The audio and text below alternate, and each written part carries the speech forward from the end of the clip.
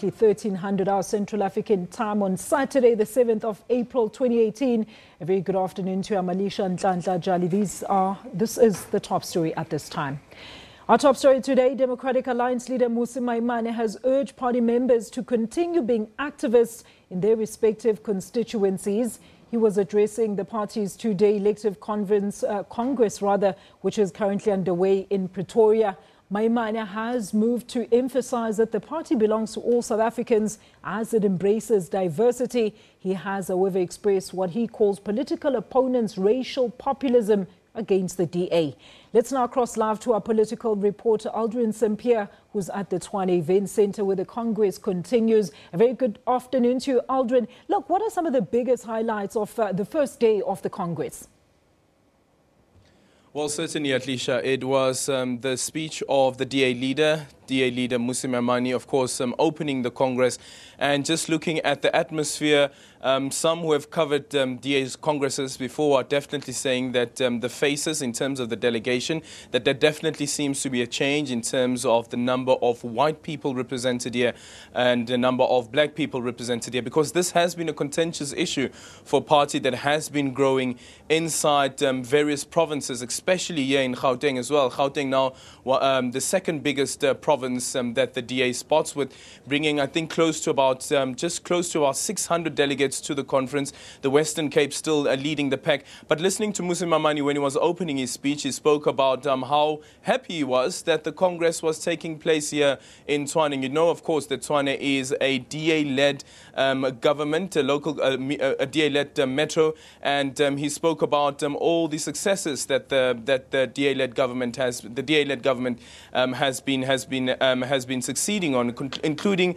the city of Joburg, of course, the Nelson Mandela Bay, but also the city of Cape Town, and saying that this means that where the DA governs, it governs at least 16 million people, and saying that these metros account for about 50% of the GDP that's contributed to the national fiscus.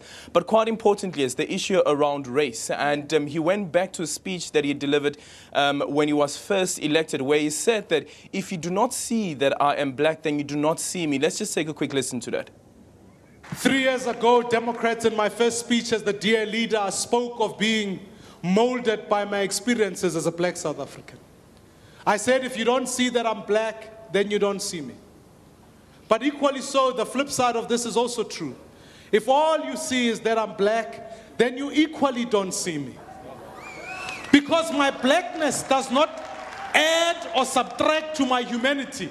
It doesn't define everything I am, because I'm secure enough in my blackness to think for myself. And at the end of this life, I will be judged on whether I was a good husband, a loving father, a loyal son, a patriotic South African, someone who made a contribution and studied. And none of these questions are a question that will be defined by my race.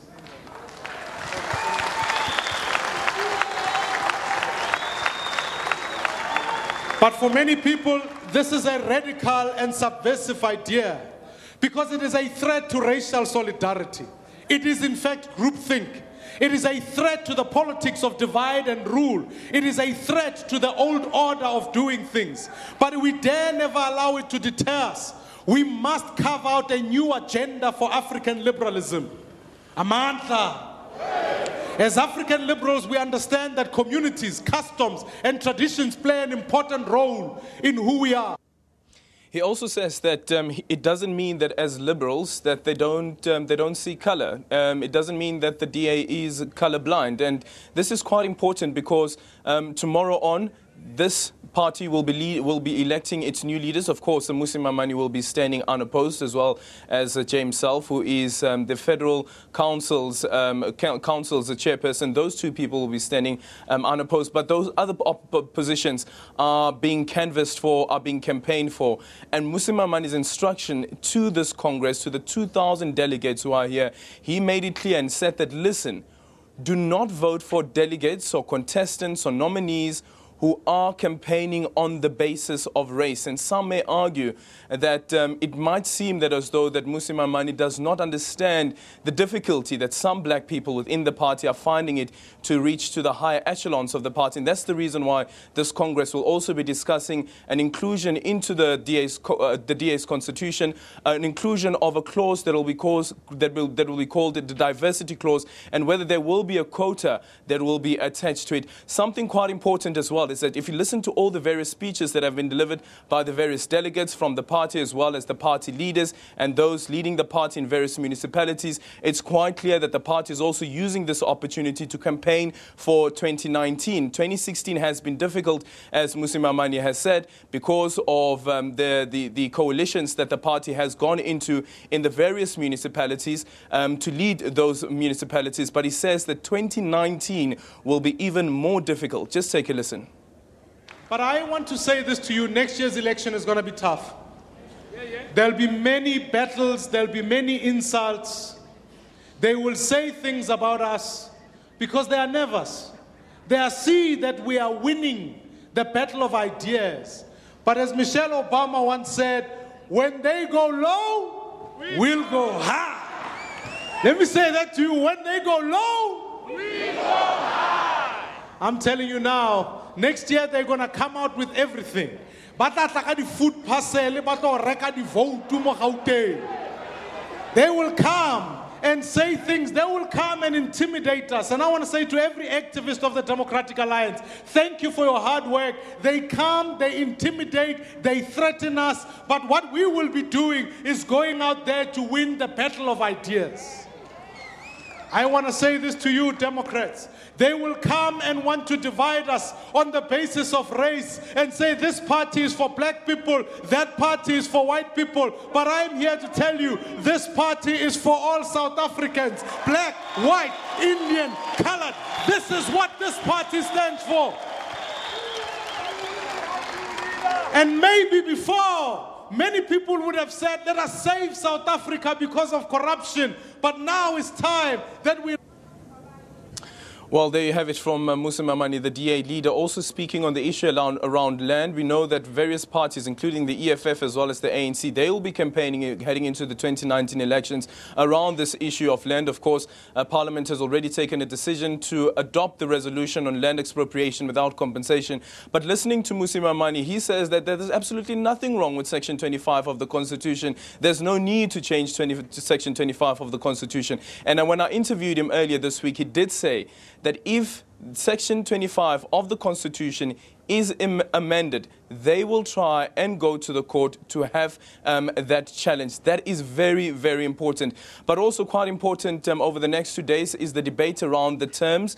As you know, that the current terms of the leadership is 3 years, so every 3 years the DA has a Congress.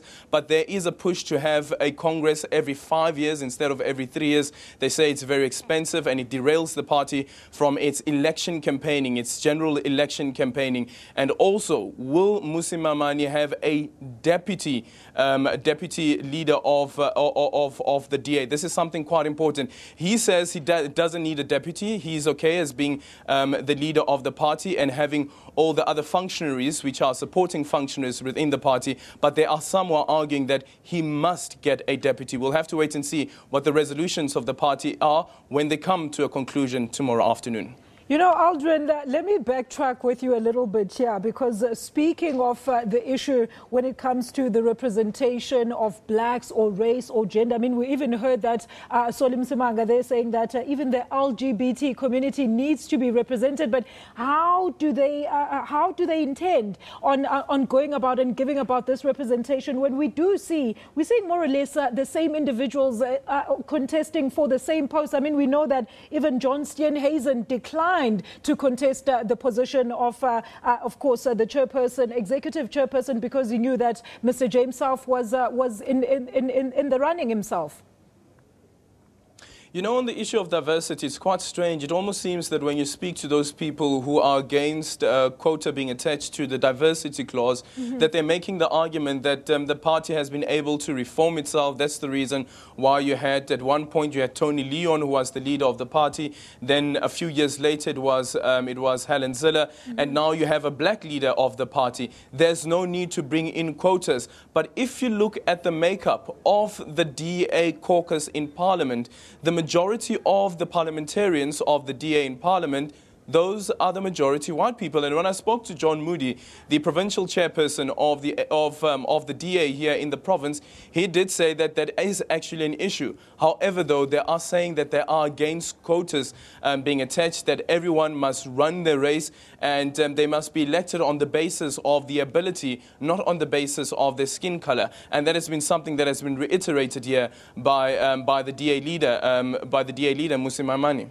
All right, and Aldrin, just on your earlier point as well, when it comes to campaigning for the 2019 polls, we also heard the narrative that, of course, previously, before this conference, the DA had actually written a statement saying that they will not attack the opposition for the lack of what they've done or their failures, so to say, for lack of a better word. But let's talk about that. I mean, we heard a lot about what the ANC hasn't done, what the EFF is now ganging up to do with the ANC, trying to wrestle the city away from the Nelson Mandela Bay Metro. Talk to us about those narratives.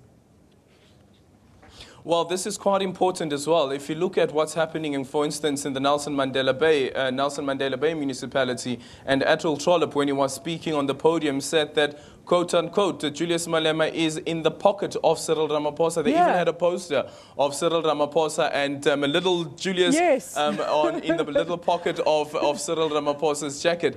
And they were speaking about how the ANC, in collaboration with the EFF, are trying to undo the good work. This is now according to their words, the good work that the DA has been doing. But now they need to come up with new mechanisms. How do they make sure that they win majorities? If you listen, for instance, to Solim Simanga, who is the mayor of the DA mayor here in the city of Tshwane, he said that he looks to areas like the city of Cape Town. He looks to areas like the Western Cape, where the party in the province and in that city there is leading by 2 majorities, and he wishes that the party could lead by 2 majorities everywhere else it governs. But we know that that is very, very difficult to get to such a point. What the DA has demonstrated, whether it is with the city of Cape Town or whether it is with the Western Cape, is that they start off with a coalition government, and after that coalition government, there seems to be some resonance amongst the electorate, and the electorate then all of a sudden then start voting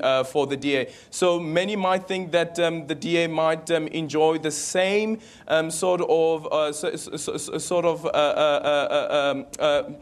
success that they had during those elections as per its history. But there's a new phenomenon in South Africa, and that new phenomenon is called the Ramaphoria. What will the DA come up with now? What mechanisms can they come up with now? Because now you don't have the former President Jacob Zuma. You have Ramaphosa as the president of the ANC, but also as the president of the country. And we've seen that business has welcomed his election. We've also seen that some of maybe what some may consider to be the DA's constituency, if you look at some of the pictures that have been doing the rounds on social media when Ramaphosa goes about his morning walks, that it seems as though that he's also starting to attract that constituency that is believed to be a constituency that would have previously voted for the DA. So the DA would have to come up with a brand new strategy. How do they make sure that they wrestle power, not only from the ANC, but also from the EFF? Because if you look in Limpopo, for instance, during the 2014 elections, before the 2014 elections, it was the DA that was the main opposition party, but came the EFF, and the EFF was the main opposition party in Limpopo. Will they be able to change the tide, or turn the tide rather? All right, and Aldrin, do you think they were very convincing, particularly to the supporters that were gathered to hear about these new policies on their issue around land? Because I know you also just touched on it when we started this interview. And I feel that, I mean, a lot of people still feel that they're very confused about the standpoint of the DA when it comes to how they're going to deal with the land issue. I think the big question that we need to ask is how exactly will the DA, by using Section 25 of the Constitution as it is, ensure that land reform is that many black people who don't have land, that we make sure that they do get access to the land. Will we have a scenario like we saw in Zimbabwe, for instance, where you have the Zimbabwean government who had said that, well, we have many farmers here, white farmers here in Zimbabwe, many of who own vast hectares of land. If you own a specific hectare of land, that means that the other farms you must then lay off and give back to the Zimbabweans. Will we see the DA adopt something like that? When I asked Mmusi Maimane about that, he said that's certainly not. That's not what the party is looking at. He believes that Section 25 of the Constitution is an enabler. But here's the thing about Section 25 is that Section 25, even though you have been dispossessed of the land, it still says that there must be a just and equitable compensation. And Mmusi Maimane is saying that even if you pay 100 rand, it doesn't mean that you've paid a lot. But the thing is that it means that you have paid for land that you have been dispossessed from. And we'll have to wait and see how the party exactly deals with this issue, especially now that it grows its constituency, especially now that its constituency also include the black majority, black majority who will argue that we have been dispossessed of land, and tell you when they return from lunch, it will be an open debate session where they will be debating some of these key questions, these key resolutions. And it'll be quite interesting to hear what some of, especially the black constituency, have to say as they try and push back a resolution that was already taken by the DA leader, who said that Section 25 is an enabler, and they will go to court